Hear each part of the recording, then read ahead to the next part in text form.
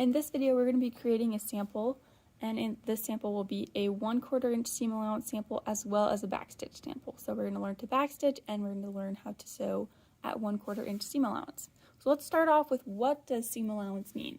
Seam allowance is the distance between the edge of the fabric and the seam, or where this thread is, right? So if I'm talking about a 1/4 inch seam allowance, I'm saying that this right here is a 1/4 inch from the edge of the fabric to the seam.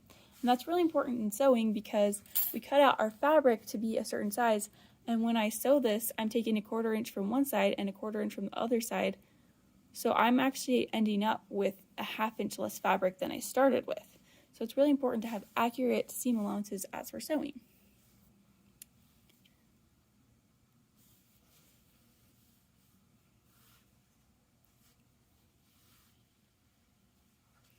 To create this sample, we are going to take a sample square. So these are 2.5 inches by 2.5 inches, right? And I'm just going to fold it in half.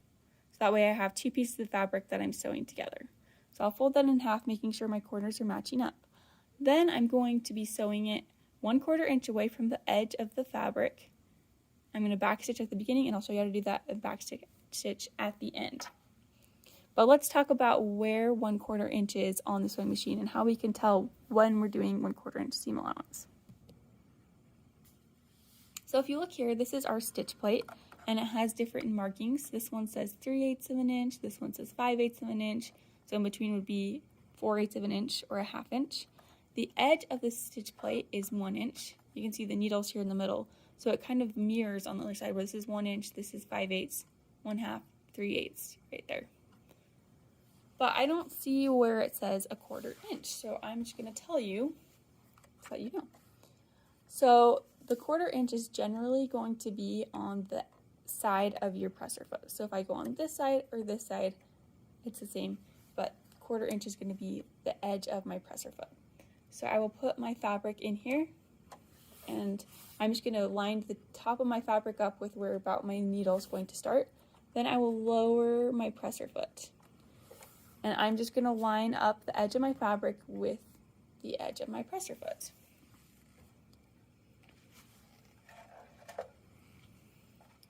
Now I'm going to sew forward 3 stitches. So I'm going to use my foot pedal on the floor, and I just slowly, with my foot, slowly begin to press. I don't want to just stomp on it right away because then I might sew faster than I want to. And I just want 3 stitches. So 1, 2, 3 stitches. I'm going to make sure my threads are back behind. That's one thing to always make sure when you're sewing. So I'll pull those back behind.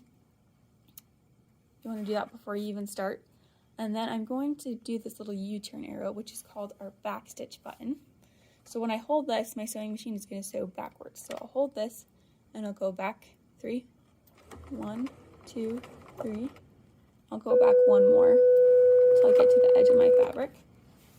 So it's going to be 3 to 5 stitches is what you're going to try and do for backstitching. And what you do is you go forward, backwards, and then forward those 3 to 5 stitches. So 3, 1, 2, 3, 1, 2, 3, back, 1, 2, 3, forward.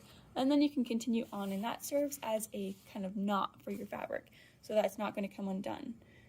And that's what you do. You're going to use backstitching anytime you want a stitch to be permanent that is holding 2 or more pieces of fabric together. So now that I've done my backstitching, I can just continue on forward. And I'm going to make sure that everything is just following the edge of my presser foot so I can keep my perfect 1/4 inch seam allowance. And I will sew down to the end. Once I get to the end, I'm going to stop, and then I will hold my backstitch button again. I'll go back 1, 2, 3 stitches, and then forward 1, 2, 3 stitches. Now I can lift my presser foot up, pull this guy out, and I'm going to cut my threads. There's a little thread cutter on the side of the machine over there. I don't know if you can see it right here. I'm going to cut those threads, and then I'll cut my other side as well. I always want to cut our threads because that will keep our sewing machine, or our sewing projects looking really, really neat and nice. I cut that too. We always want them to look nice. So now I have backstitching at the beginning, backstitching at the end, and a 1/4 inch. I'll measure that again. Yep, 1/4 inch seam allowance all the way down. So that is the sample.